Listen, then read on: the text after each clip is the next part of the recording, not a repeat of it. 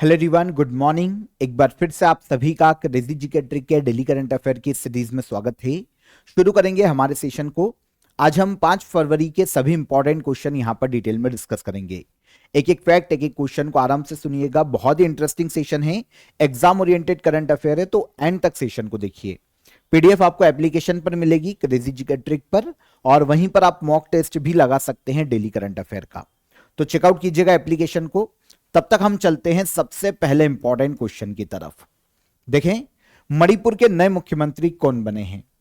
तो देखिए, last year फरवरी month में 2025 में मणिपुर में प्रेसिडेंट रूल लगाया गया था। एन बीरेन सिंह मणिपुर के सीएम थे, उन्होंने अपने पद से इस्तीफा दे दिया था और उसके बाद प्रेसिडेंट ने आर्टिकल 356 के अपने पावर का यूज करके, जो कि प्रेसिडेंट रूल की बात करता है राज्य में, इसका यूज करके मणिपुर में राष्ट्रपति शासन लगाया था। अगस्त में 6 महीने पूरे हो रहे थे, तब पार्लियामेंट के द्वारा एक बार फिर से इसे पास किया गया और राष्ट्रपति शासन को 6 महीने के लिए बढ़ा दिया गया। अब फरवरी में इसके 6 महीने फिर से पूरे होने वाले थे। उसके पहले ही मणिपुर के नए मुख्यमंत्री के रूप में अपॉइंट किए गए हैं युमनाम खेमचंद्र सिंह। तो युमनाम खेमचंद्र सिंह मणिपुर के नए मुख्यमंत्री हाल ही में नियुक्त किए गए। ठीक है, देखिए, मणिपुर में फरवरी 2025 से प्रेसिडेंट रूल है। आपको पता होना चाहिए कि प्रेसिडेंट रूल एक बार में अधिकतम 6 महीने तक लगाया जा सकता है। अगर आगे बढ़ाना है तो फिर पार्लियामेंट की अनुमति चाहिए होगी, पार्लियामेंट में बिल को पास करवाना पड़ेगा। अभी 1 साल कंप्लीट होने वाले थे, फिर से पार्लियामेंट में पास करवाना पड़ता। उससे पहले ही मणिपुर के नए सीएम बन गए युमनाम खेमचंद्र सिंह। अगर युमनाम खेमचंद की बात करें तो ये मणिपुर में इंफाल वेस्ट के सिंगजामई सीट से एमएलए हैं। इसके अलावा 2017 से 2022 तक मणिपुर की विधानसभा अध्यक्ष के रूप में काम कर चुके हैं और पिछली गवर्नमेंट में कैबिनेट मिनिस्टर थे। और इंपॉर्टेंट इसलिए है क्योंकि ये मैतेई कम्युनिटी से आते हैं। मणिपुर में जो हिंसा है ना पिछले 2-3 साल से, वो 2 कम्युनिटी के बीच में विवाद से है, मैतेई और कुकी कम्युनिटी। अब जो सीएम बने हैं वो मैतेई कम्युनिटी के हैं। कौन? युमनाम खेमचंद्र सिंह। लेकिन कुकी कम्युनिटी में भी इनका काफी नाम है, कुकी कम्युनिटी भी इनकी काफी रिस्पेक्ट करती है। तो दोनों कम्युनिटी से अच्छे संबंध होने के कारण इनको सीएम के रूप में अपॉइंट किया गया है। इनके अलावा मणिपुर में 2 डिप्टी सीएम अपॉइंट किए गए। एक है नेमचा किपगेन, कुकी कम्युनिटी से आती है। मणिपुर की डिप्टी सीएम बनने वाली ये पहली महिला है। कौन? नेमचा किपगेन।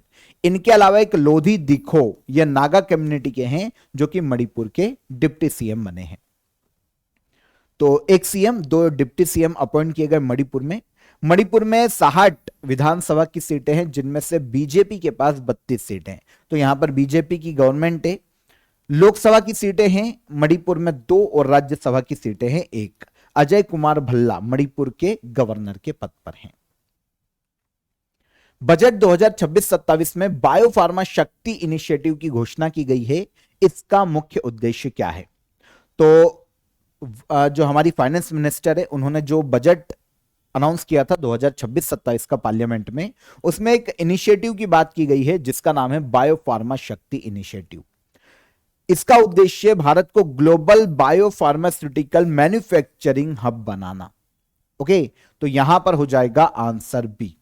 ऑल ओवर अगर हम देखें तो आंसर बी यहां पर सही है। भारत को ग्लोबल बायोफार्मास्यूटिकल मैन्युफैक्चरिंग हब बनाना बायोफार्मा शक्ति इनिशिएटिव का मुख्य उद्देश्य है।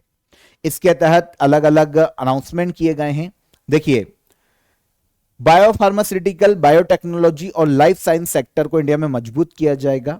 उद्देश्य है कि ग्लोबल बायोफार्मास्यूटिकल या जो बायो मैन्युफैक्चरिंग सेक्टर है उसको बूस्ट दिया जा सके और इंडिया को इसका हब बनाया जा सके। इसके लिए शुरू से पूरे एक जो चेन होती है, इसकी जो वैल्यू चेन होती है, उसे डेवलप किया जाएगा। जैसे रिसर्च को बढ़ावा देने के लिए काम किए जाएंगे, बायोफार्मा में डेवलपमेंट के लिए फंड दिया जाएगा, मैन्युफैक्चरिंग को बढ़ावा दिया जाएगा और उसे कमर्शियलाइज किया जाएगा। तो इस तरीके से वैल्यू चेन को सपोर्ट करना इसका मुख्य उद्देश्य है। आने वाले 5 वर्षों में 10,000 करोड़ का निवेश किया जाएगा इस सेक्टर में। इसके अलावा बायोलॉजिक्स और बायोसिमिलर्स का घरेलू उत्पादन को बढ़ावा दिया जाएगा। यहां पर अगर हम बायोलॉजिक्स की बात करें तो ऐसी मेडिसिन जिनका निर्माण लिविंग सेल्स या किसी कोशिका या किसी बैक्टीरिया के माध्यम से या उनसे किया जाता है। फॉर एग्जाम्पल जैसे इंसुलिन की वैक्सीन बनाई जाती है, इंसुलिन जो बनाया जाता है, तो ऐसे ड्रग जो कि लैब में केमिकल से नहीं बल्कि जीवित कोशिकाओं से बनाए जाते हैं, तो इन्हें कहा जाता है नॉर्मली बायोलॉजिक्स। और जब इनकी सस्ती कॉपीज का निर्माण किया जाता है, जैसे विदेशों में क्या होता है, कैंसर जैसी बीमारियों की दवाएं बहुत महंगी है, तो उनके लिए जेनेरिक मेडिसिन का निर्माण किया जाता है ताकि वो सस्ती पड़े। तो उसी तरीके से ऐसे बायोलॉजिक्स बनाने के लिए या उनकी जो सस्ती कॉपी बनाई जाएगी वो बायोसिमिलर्स कहलाते हैं। तो इनके प्रोडक्शन को बढ़ावा दिया जाएगा ताकि भारत में लोगों का जो इलाज है वो कम दाम पर हो सके, कम पैसा लगे इलाज में, और कैंसर जैसी दवाएं बनाई जा सके। ठीक है। इसके अलावा 3 नए राष्ट्रीय औषधि शिक्षा और अनुसंधान संस्थान खुले जाएंगे और 7 जो पुराने हैं उनका आधुनिकीकरण किया जाएगा। देश भर में 1000 से ज्यादा मान्यता प्राप्त क्लिनिकल ट्रायल सेंटर का भी निर्माण किया जाने वाला है। तो ये सारे उद्देश्य रखे गए हैं बायोफार्मा शक्ति इनिशिएटिव के तहत, ये इसके उद्देश्य हैं और अलग अलग सेक्टरों में काम किया जाएगा। यहां पर national institute of pharmaceutical education and research अभी इंडिया में 7 है, 3 नए बनाए जाने वाले, ये अनाउंस किया गया है। ठीक है। ये है क्या, तो भारत में ड्रग एजुकेशन और रिसर्च को बढ़ावा देने वाला संस्थान है, शीर्ष संस्थान के रूप में काम करता है। 1998 में पहली बार ये पंजाब के मोहाली में बनाया गया था, सबसे ये पहला है, तो यहीं पर इसका हेडक्वार्टर माना जाता है। ऐसे 7 केंद्र हैं पूरे इंडिया में। प्रो रेसलिंग लीग 2026 का खिताब किस टीम ने जीता है? प्रो रेसलिंग लीग 5वां एडिशन हाल ही में इसका आयोजन किया गया। आपको पता है ये जो लीग है ना, ये 2015 में शुरू हो गई थी, पहला एडिशन था 2015 में प्रो रेसलिंग लीग का। जैसे प्रो कबड्डी लीग होती है, आईपीएल होते हैं ना, वैसे ये भी लीग है रेसलिंग के लिए। ओके। अब शुरुआत तो 2015 में की गई थी, लेकिन आखिरी एडिशन 2018 में हुआ था। उसके बाद ये लगभग 7 साल से आयोजित नहीं किया गया था और अब 5th एडिशन 2026 में प्रो रेसलिंग लीग का आयोजित किया गया। इसका खिताब हरियाणा थंडर्स ने अपने नाम किया है और इन्होंने फाइनल में दिल्ली दंगल वॉरियर्स को हराया है। तो प्रो रेसलिंग लीग में विनर हो जाते हैं हरियाणा थंडर्स और रनर अप हो जाते हैं कौन? दिल्ली दंगल वॉरियर्स। ठीक है, याद रहेगा। फाइनल खेला गया था नोएडा इंडोर स्टेडियम में, यूपी में, नोएडा। ठीक है। तो हरियाणा थंडर्स ने फाइनल में दिल्ली दंगल वॉरियर्स को हराकर प्रो रेसलिंग लीग का हाल ही में खिताब जीता। आंसर ले लिया हमने, प्रो रेसलिंग लीग का खिताब हरियाणा थंडर्स ने अपने नाम किया है। ठीक है। 2026 में 5वां एडिशन है, 7 साल के बाद यह लीग आयोजित की गई है। इस बार जो स्पॉन्सर है, ऑफिशियल ब्रॉडकास्ट स्पॉन्सर या पार्टनर है, यह सोनी स्पोर्ट्स नेटवर्क है 2026 के सीजन का। 7 साल बाद यह आयोजित की गई। विनिंग टीम को 1.5 करोड़ रुपए का प्राइज मिला है, रनर अप टीम को 75 लाख रुपीस का प्राइज दिया गया। प्रो रेसलिंग लीग 2015 में शुरू की गई थी और आयोजन करवाने वाली संस्था है रेसलिंग फेडरेशन ऑफ इंडिया। पूरे इंडिया में रेसलिंग खेलों को गवर्न करने वाली संस्था है। रेसलिंग खेलों का आयोजन करवाना, नियंत्रित करना, वो इस संस्था का काम है। 1967 में इसकी स्थापना की गई। नई दिल्ली में इसका हेडक्वार्टर है और संजय सिंह इसके अध्यक्ष के चेयरमैन के पद पर हैं।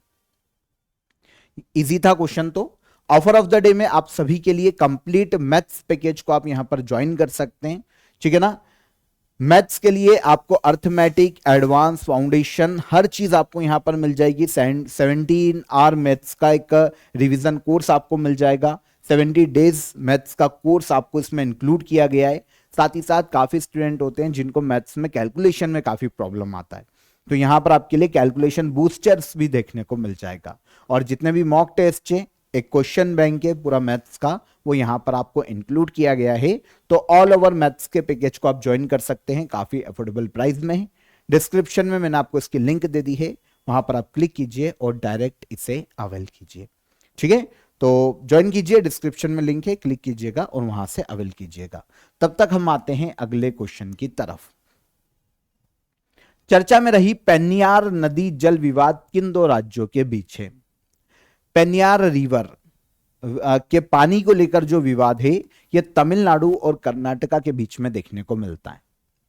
ये जो नदी है ना, ये कर्नाटका से निकलती है और पूर्व की तरफ बहती है। अगर हम दक्षिण भारत को देखने जाएंगे तो हमको दक्षिण भारत कुछ इस तरीके का दिखाई देगा। तो कर्नाटका से निकलकर ये पूर्व की ओर बहती है और पूर्व में आपको इस तरफ तमिलनाडु देखने को मिलेगा। ये आपको देखने को मिलेगा कर्नाटक का एरिया। तो कर्नाटक से निकल के तमिलनाडु होते हुए केरला भी आता है वैसे यहां पर। तो कर्नाटका से निकलती है, पूर्व में बहते हुए तमिलनाडु जाती है और तमिलनाडु के बाद बे ऑफ बंगाल के इस एरिया में जाकर समुद्र में गिरती है। तो ये पेन्यार रिवर है, इसके पानी को लेकर तमिलनाडु और कर्नाटका के बीच में काफी सालों से बहुत ही बड़ा विवाद देखने को मिल रहा है। अभी हुआ यह है कि सुप्रीम कोर्ट ने सेंट्रल गवर्नमेंट को आदेश दिया है कि वो पेन्यार रिवर वाटर डिस्प्यूट ट्रिब्यूनल का निर्माण करे, जो कि आपको पता है अंतर्राज्यीय नदी विवाद या जल विवाद होता है ना, तो ऐसे ट्रिब्यूनल बनाए जाते हैं। ये केंद्र राज्य संबंध का ही एक पार्ट है। तो ऐसे ट्रिब्यूनल का निर्माण किया जाता है। एक एक्ट है इसके लिए, inter state river water dispute act 1956। इसके तहत बनते हैं ऐसे ट्रिब्यूनल। वैसे कर्नाटक और तमिलनाडु के मध्य में कावेरी नदी के पानी को लेकर भी विवाद देखने को मिलता है। कावेरी नदी जल विवाद 3 राज्यों के बीच है बेसिकली, एक तो कर्नाटका और तमिलनाडु और केरला में भी वो नदी बहती है कुछ क्षेत्रों में, तो केरला के बीच में भी। लेकिन मेनली जो विवाद देखने को मिलता है वो कावेरी का देखने को मिलता है कर्नाटका और तमिलनाडु के मध्य में। तो इस तरीके से पेन्यार रिवर वाटर डिस्प्यूट भी तमिलनाडु और कर्नाटका के बीच में है। तमिलनाडु का एलिगेशन है कि कर्नाटका काफी सारे डैम बना रहा है पेन्यार रिवर पर, जिसके कारण जो डाउन स्ट्रीम वाटर है, वाटर फ्लो है, उसमें कमी आते जा रही है। तो तमिलनाडु में जो किसान हैं जो कि इस नदी के द्वारा सिंचाई पर निर्भर है, उनको काफी दिक्कत आ रही है। ग्राउंड वाटर जो है वो गिरता जा रहा है और क्योंकि पानी रोक लिया, पानी का फ्लो कम हो गया है, तो ये तमिलनाडु के सारे आरोप है। और पीने के पानी की भी काफी क्षेत्रों में दिक्कत आई है तमिलनाडु को, तमिलनाडु का ऐसा कहना है।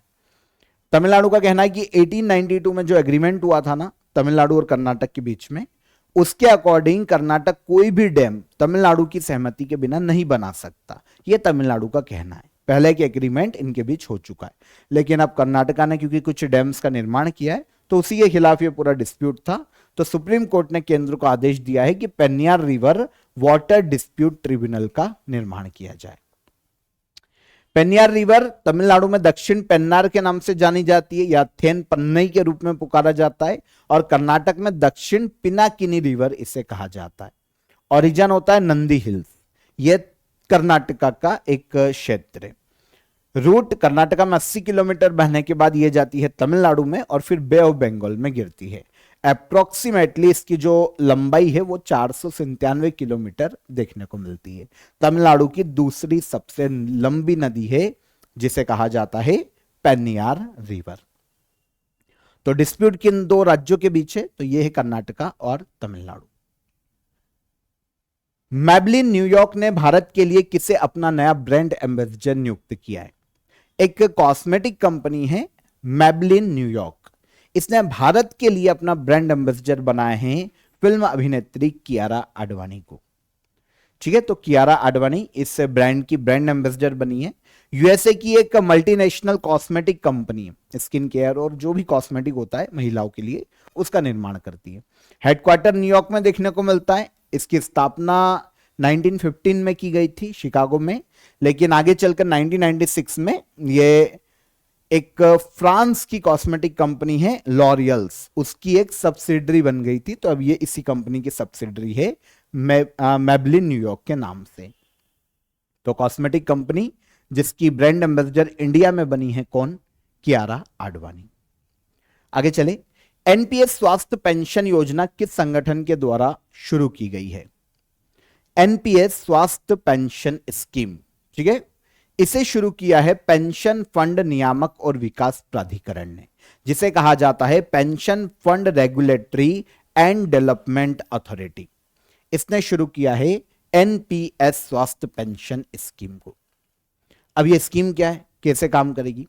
देखिए, नॉर्मली क्या होता है कि रिटायरमेंट के बाद एक पेंशन फंड होता है और जो भी पेंशन लोगों की रहती है, जो भी पैसा रहता है, वो अधिकतर उसका हिस्सा क्या होता है कि बीमारियों में खर्च हो जाता है। अब जो pension fund regulatory and development authority है वो जो एनपीएस हेल्थ पेंशन स्कीम लेकर आई है उसके तहत क्या होगा कि पेंशन का एक अलग मेडिकल फंड बनाया जाएगा। ठीक है, एक अलग मेडिकल फंड बनाया जाएगा जिसका इस्तेमाल रिटायरमेंट के बाद बीमारियों में जो भी पैसा लगता है, फॉर एग्जांपल चाहे वो किसी के हॉस्पिटलाइज्ड होने के बाद लगे या घर पर रहकर भी बहुत सारी बीमारियां जिसका पैसा लगता है, शुगर जैसी बीमारी, उसमें व्यक्ति एडमिट नहीं रहता है लेकिन पैसा बहुत खर्च होता है, तो ऐसी बीमारियों के इलाज के लिए एक मेडिकल फंड बनाना, यह एनपीएस हेल्थ पेंशन स्कीम का मुख्य उद्देश्य है। यूजुअली जो हेल्थ इंश्योरेंस होते हैं ना, उनका एक वेटिंग पीरियड होता है जिसके बाद वो एक्टिव होते हैं, है ना, लेकिन और बहुत सारी जो डिसीज होती है उसमें हो सकता है इंश्योरेंस आपको ना भी मिले। तो इन सभी प्रॉब्लम्स के सॉल्यूशन के लिए ही इस स्कीम को लाया गया है। इसमें वेटिंग पीरियड नहीं है और पुरानी डिसीज भी है, शुगर बीपी जैसी, उनके खर्चों के लिए भी तुरंत पैसा निकालने की यहां पर सुविधा मिल जाती है। फर्स्ट जो विड्रॉ मिलेगा 50,000 का कम से कम जब किसी का फंड इकट्ठा हो जाएगा तो उसके बाद वो पैसा निकाल सकता है। कुछ लिमिटेशन भी है, जैसे एक बार में अपने योगदान का अधिकतम 25% ही निकाल सकते हैं, लेकिन कुछ केसेस है जिसमें 100% पैसा निकालने की भी यहां पर सहूलियत दी गई है। तो स्कीम को लाया गया है किसके द्वारा? Pension fund regulatory and development authority, Bharat में पेंशन सेक्टर को रेगुलेट करने वाली संस्था है। ठीक है, और मतलब एक बचत की आदत डलवाने में यह संस्था मदद करती है, काफी कैंपेन चलाती है ताकि पेंशन सेक्टर को बूस्ट मिले, उसको रेगुलेट किया जा सके। स्थापना 2003 में हुई थी और हेडक्वार्टर है इसका नई दिल्ली में। पैमाना पोर्टल किस मिनिस्ट्री के द्वारा लॉन्च किया गया है? पैमाना पोर्टल को लॉन्च किया गया है ministry of statistics and programme implementation के द्वारा। तो सांख्यिकी एवं कार्यक्रम क्रियान्वयन या कार्यान्वयन मिनिस्ट्री है जिसके द्वारा एक पोर्टल लॉन्च किया गया, पैमाना पोर्टल। अच्छा, इसका उद्देश्य क्या है पता है? जो बड़े बड़े प्रोजेक्ट है देश में, जो इंफ्रास्ट्रक्चर प्रोजेक्ट चल रहे, उनकी निगरानी की जा सके, लोगों को इसके बारे में पता हो, उनकी निगरानी की जा सके, टाइम पे पूरे हुए हैं या नहीं, और लोगों को पूरी ट्रांसपेरेंसी हो। इसीलिए ministry of statistics and programme implementation ने पैमाना पोर्टल को लॉन्च किया है। यहां पर 150 करोड़ या उससे अधिक लागत वाली जो सेंट्रल प्रोजेक्ट है इंफ्रास्ट्रक्चर के, उनको ऐड किया जाएगा और फिर उनकी निगरानी शुरू की जाएगी। तो एक डिजिटल डैशबोर्ड के रूप में यह काम करेगा। देश के बड़े प्रोजेक्ट, चाहे वो रेलवे के हो, रोड के हो, पावर प्लांट्स के हो, इन सभी के प्रोग्रेस को देखा जा सकता है, निगरानी की जा सकती है। एक रियल टाइम ट्रैकिंग, इसको आप ऐसा समझो कि रियल टाइम ट्रैकिंग के लिए पैमाना पोर्टल लाया गया है। इससे फायदा लोगों को भी होगा, ट्रांसपेरेंसी बढ़ेगी, डेटा क्लियर क्वालिटी मिलेगी और एक पता चलेगा कि गवर्नमेंट कितनी एक्टिव है, कितना अच्छे से काम कर पा रही है।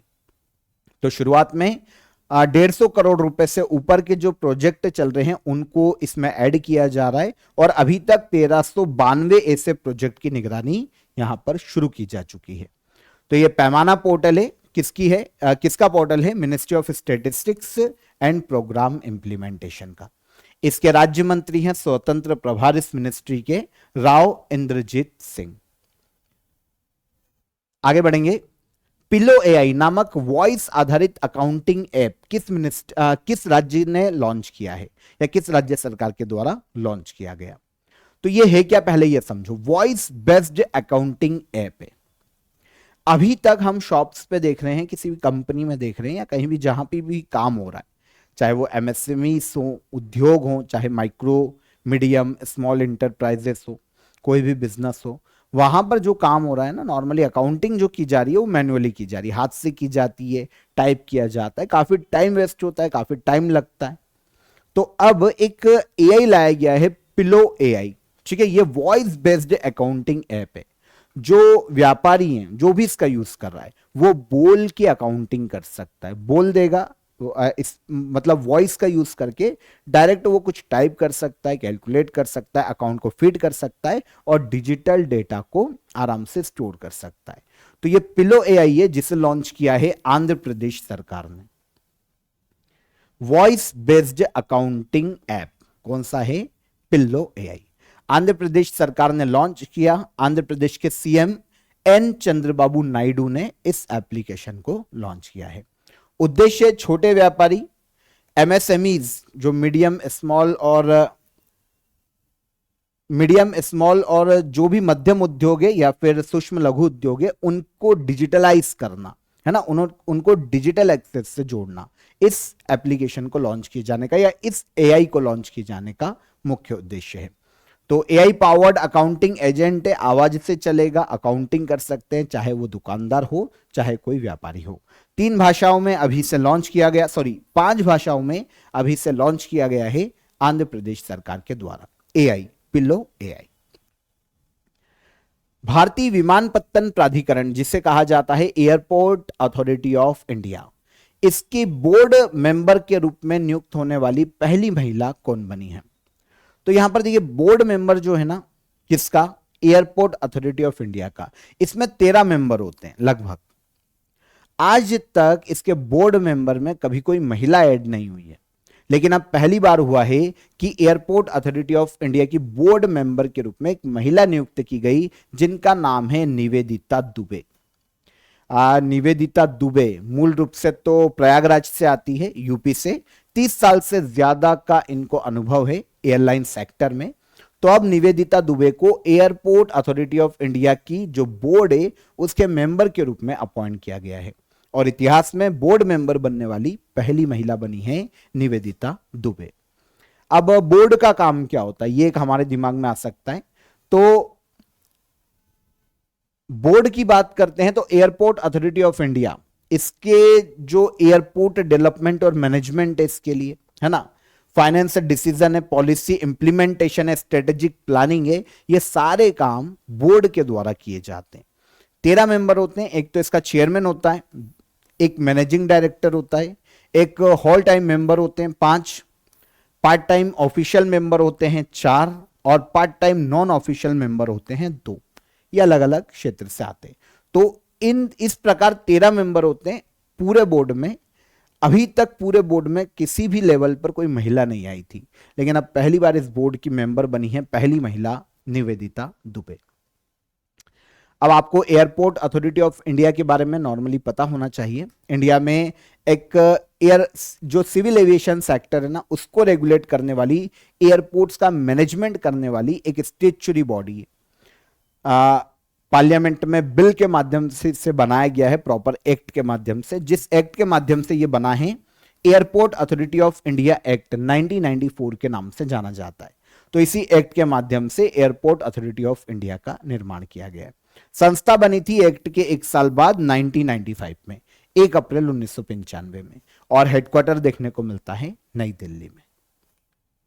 लास्ट क्वेश्चन, भारत और किर्गिस्तान के बीच में संयुक्त सैन्य अभ्यास खंजर 13 कहां आयोजित किया जाएगा? तो ये खंजर मिलिट्री एक्सरसाइज पहले याद रखिएगा किन 2 देशों के बीच में आयोजित किया जाता है, इंडिया और किर्गिस्तान के बीच में। और इस बार इसका 13वां एडिशन आयोजित किया जा रहा है असम के मिसामारी नाम के क्षेत्र में।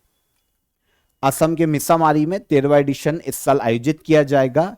एक काउंटर टेररिज्म एक्सरसाइज से 14 दिन चलेगी। 4 तारीख को यह शुरू हुई है और 17 फरवरी तक यह आयोजित की जा रही है। वैसे ये शुरू हो चुकी है कल ही, तो यह आयोजित की जा रही है। ओके, इंडिया की ओर से इंडियन आर्मी की एलिट जो पैराशूट रेजिमेंट है वो यहां पर भाग ले रही है, स्पेशल फोर्स है। और किर्गिस्तान की तरफ से स्कॉर्पियन ब्रिगेड जो किर्गिस्तान की है वो यहां पर पार्टिसिपेट कर रही है। तो एक काउंटर टेररिज्म एक्सरसाइज है इंडिया और किर्गिस्तान के बीच में यह आयोजित की जाती है और 13वां एडिशन आयोजित किया जा रहा है। 14 दिन तक चलेगा। आयोजन का प्लेस कहां है? आयोजन है मिसामारी, जो कि देखने को मिलता है असम राज्य में। तो आंसर ले लेते हैं मिसामारी, असम। ठीक है, सबसे पहली बार एक्सरसाइज खंजर की शुरुआत इंडिया और किर्गिस्तान के बीच में 2011 में की गई थी। लास्ट ईयर 2025 में इसका 12वां एडिशन किर्गिस्तान में आयोजित किया गया था। किर्गिस्तान का एक प्लेस है टोकमोक, यहां पर आयोजित हुआ था। और अब 13वां एडिशन आयोजित किया जा रहा है असम के मिसामारी में। ओके, तो 5 फरवरी के करंट अफेयर यहां पर हमने डिटेल में डिस्कस किए। सारे करंट अफेयर बहुत ही इंपॉर्टेंट थे, एक एक फैक्ट को हमने समझा है। अब हम क्वेश्चन ऑफ द हमारे लास्ट डे के जो क्वेश्चन है उनको एक बार रिवाइज कर लेते हैं, हमारे करंट अफेयर को। पहला क्वेश्चन क्या है, भारत में रिन्यूएबल एनर्जी में सबसे बड़ा योगदान देने वाला भारतीय राज्य कौन? तो ये हो जाएगा कौन सा, ये हो जाएगा गुजरात राज्य। सुप्रीम कोर्ट के अनुसार मासिक धर्म स्वास्थ्य किस मौलिक अधिकार का हिस्सा है? तो यह राइट टू लाइफ का हिस्सा है। विश्व कैंसर दिवस हर साल कब मनाया जाता है? तो यह 4 फरवरी को मनाया जाता है। हाल ही में 16वें वित्त आयोग की रिपोर्ट जारी की गई, 16वें वित्त आयोग के अध्यक्ष कौन है? तो यह बने हैं कौन? डॉक्टर अरविंद पनगरिया। क्रेफोर्ड प्राइज 2026 से किस भारतीय मूल के वैज्ञानिक को सम्मानित किया गया? तो यह सम्मानित किया गया है वीरभद्रन रामनाथन को। चर्चा में रहा मॉल्ट बुक प्लेटफॉर्म किससे संबंधित है? तो यह संबंधित है AI only social media platform. 6th राष्ट्रीय फसल पोषण शिखर सम्मेलन 2026 का आयोजन किस संस्था द्वारा किया गया? तो यह किया गया Indian micro fertilizers manufacturers association के द्वारा किया जाएगा। ऑरेंज इकोनॉमी का यूनियन बजट 2026-27 में जिक्र किया गया था, ये किससे संबंधित है? तो यह संबंधित है रचनात्मक और सांस्कृतिक उद्योग से। चर्चा में रही अनाहत सिंह, ये स्क्वैश प्लेयर हैं, स्क्वैश की खिलाड़ी हैं, और अमेरिकी राष्ट्रपति द्वारा भारतीय वस्तुओं पर जो रेसिप्रोकल टैक्स है वो कितने प्रतिशत तक घटाया गया है? तो ये 50% से किया गया है 18% तक। ओके, तो ये सारे करंट अफेयर कल के सेशन के रिवाइज हो जाते हैं। क्वेश्चन ऑफ द डे का आंसर ले लेते हैं हम। 2026 में किस झांकी को बेस्ट झांकी का पुरस्कार मिला है? तो यह है महाराष्ट्र। 2026 में 113 लोगों को दिया गया है पद्मश्री इस साल, और अमेजन के संस्थापक है जेफ बेजोस। ये तीनों क्वेश्चन के आंसर अब आज के question of the day. Budget 2026-27 में कितने नए राष्ट्रीय जलमार्ग घोषित करने का प्रस्ताव है? भारत के वर्तमान उपराष्ट्रपति या नए उपराष्ट्रपति कौन बने हैं, और फेसबुक के संस्थापक कौन है? तीनों क्वेश्चन के आंसर कमेंट में कीजिएगा। काफी स्टूडेंट कमेंट का आंसर नहीं करते हैं, तो कमेंट में आंसर कीजिए, ठीक है।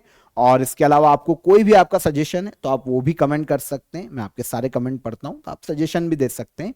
आई होप सेशन पसंद आया होगा। सेशन पसंद आया हो तो लाइक और शेयर करके जाइए, और चैनल पर पहली बार आए हो तो चैनल को सब्सक्राइब कर लो।